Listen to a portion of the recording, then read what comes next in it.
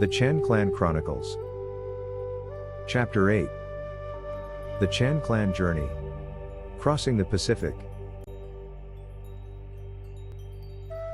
The mass Chinese overseas migration. The last half of the 1800s saw a mass migration of Chinese from southern China to Southeast Asia and to the Americas. Let's explore the story of, and some of the reasons for, this mass Chinese overseas migration. The period from the mid-1800s to 1900 saw a mass migration overseas, from Guangdong and Fujian provinces, to America, other Western countries, and Southeast Asia.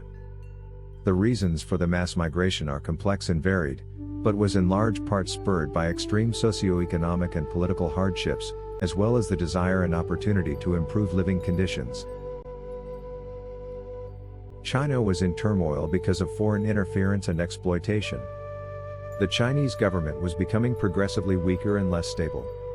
The Chinese population was starting to rebel against their Qing dynasty rulers, as witnessed by the Taiping Civil War and other rebellions. There was devastation from drought, famine, and crop failure. There were plagues and epidemics, causing thousands of deaths. Even though Guangzhou, known in that era as Canton, was a fairly prosperous region, most villages were far from Guangzhou, and a large portion of the population was poor and becoming destitute and desperate. Although some Chinese had already emigrated to America, news of the discovery of gold in California in 1848 traveled quickly, and triggered a massive exodus of Chinese immigrants, primarily from Taishan and the Pearl River Delta region, to America, also known as Gumsan or Gold Mountain, to seek their fortunes. Taishan's coastal location and proximity to major ports facilitated the mass emigration from Taishan and the Pearl River Delta. The need for workers for the construction of the Central Pacific portion of the Transcontinental Railroad resulted in another wave of Chinese emigration from southern Guangdong province beginning in 1864, as Chinese workers were actively recruited by the Big Four Railroad, in conjunction with the Chinese Six Companies Benevolent Association based in San Francisco.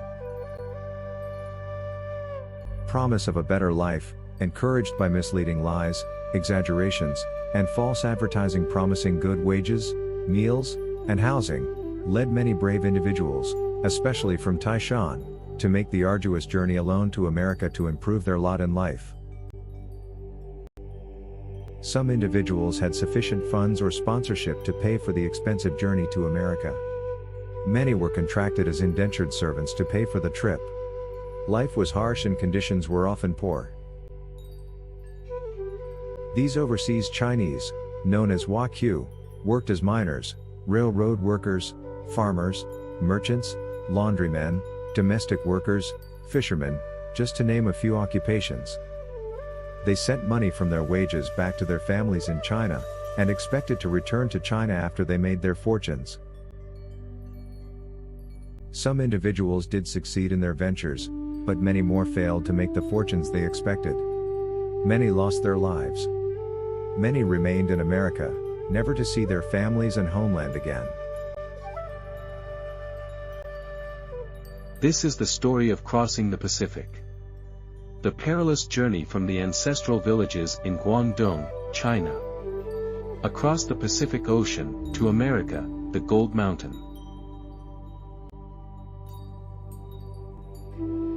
This is a recruitment ad for Chinese workers, circulated in Guangdong province in 1870.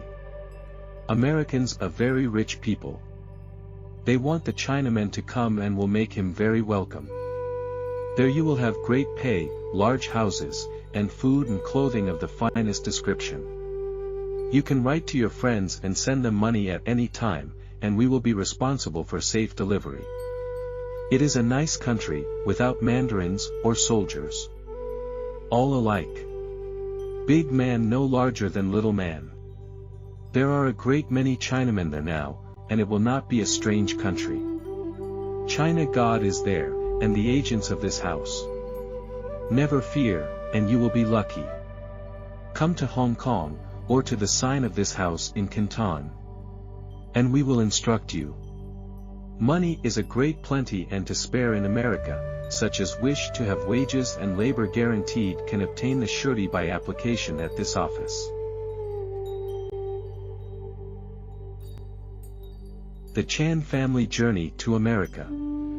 This map represents the long journey from Guangdong, China to America, which required a long, 33-day trek across the Pacific Ocean, aboard one of the newly built Pacific Mail side-wheeled steamships. This is a painting of one of the 6 Pacific Mail steamships, which were responsible for transporting most of the Chinese immigrants from China to America. The 4 counties of the Say Yup district, in orange, and the 3 counties of the Som Yup district, in yellow, were the source of almost 100% of the Chinese immigrants coming to America in the 19th century. Between 1867 and 1875, there were 100,000 immigrant departures from China to the U.S., and 40,000 returnees from the U.S. back to China. Immigrants from the 4 county Say Yup district were mainly farmers, fishermen, peasants, craftsmen, agriculturalists, and railroad workers.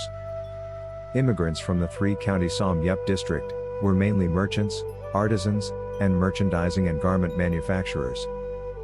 Immigrants from the different counties were represented by specific family associations in San Francisco, known as Tongs, which were members of the Chinese Consolidated Benevolent Association, better known as the Chinese 6 Companies, which still exist today.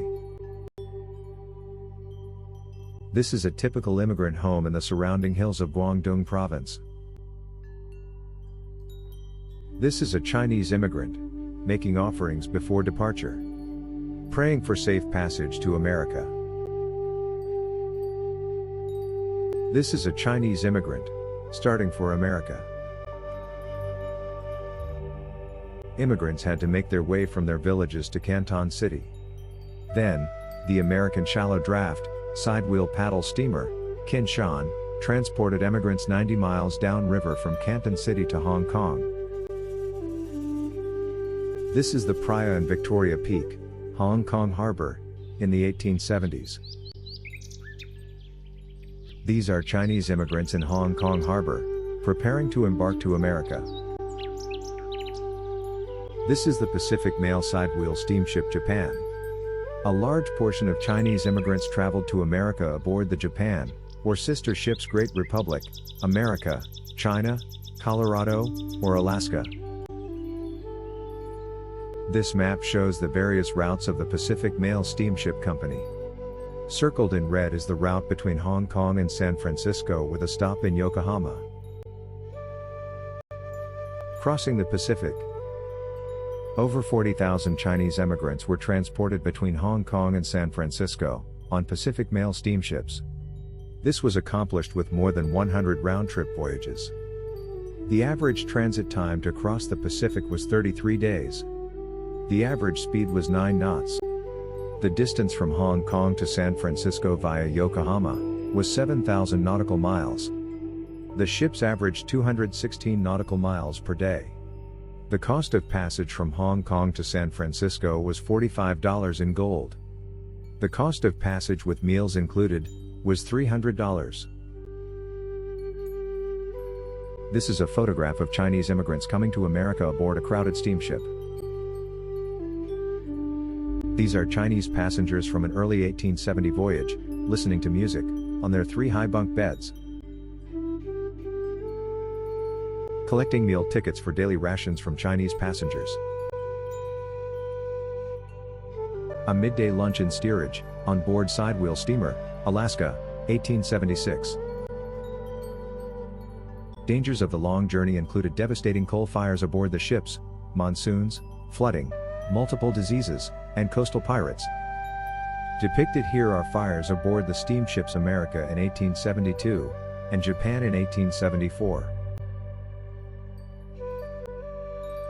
After their Pacific crossings, where did the over 40,000 Chinese emigrants from Guangdong take their first steps? Their first steps in America 1868 to 1875, were taken at China Basin, in San Francisco. The first landing spot was near the current San Francisco Giants Park, along China Basin. The original landing spot was at what is currently 1st and Brannan Street. This is a map of the original landing spot. These are Chinese immigrants, debarking in San Francisco, at Ground Zero, along the waterfront. These are Chinese immigrants, arriving at the San Francisco Customs House. 1875. These are the officers of the 6 companies of the Chinese Consolidated Benevolent Association, Chinatown, San Francisco. 1905. The 6 companies Benevolent Association provided support for immigrants upon their arrival to America. Chinese immigration. Total arrivals and departures 1852 to 1876. The figures are from San Francisco Customs House records and cover the years of the Pacific Mail steamship activity from 1867 to 1876. Approximately 3/4 of immigrants remained in America. Only 1/4 returned home to China. Chinese trades. These figures are from the Chinese in America and San Francisco Customs House records from 1867 to 1876.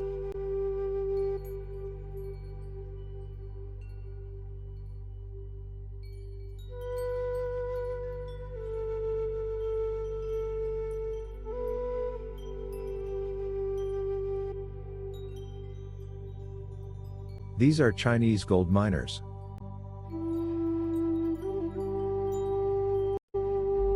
These are Chinese working on the railroad.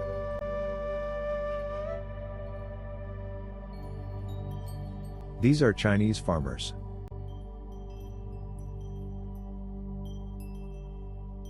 These are Chinese working in the fishing industry. Chinese economics. Wages and cost of living. 1850 to 1880. The average wage in China was roughly $48 per year. The average wage for a Chinaman working in the US was roughly $360 per year. The average net earnings, after expenses, for a Chinaman working in the US, was roughly $60 to $180 per year. With this income, the average Chinaman would be able to send $30 to $40 back home to China per year. This amount would be enough for rice and supplies for 1 adult and 2 to 3 children for 1 year.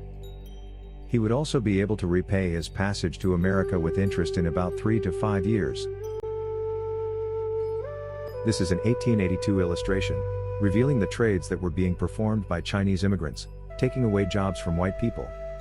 An evil-looking China sun is lurking in the background, and the harbor is filled with Chinamen. This scene is at the height of the Chinese exclusion movement in the US and in California.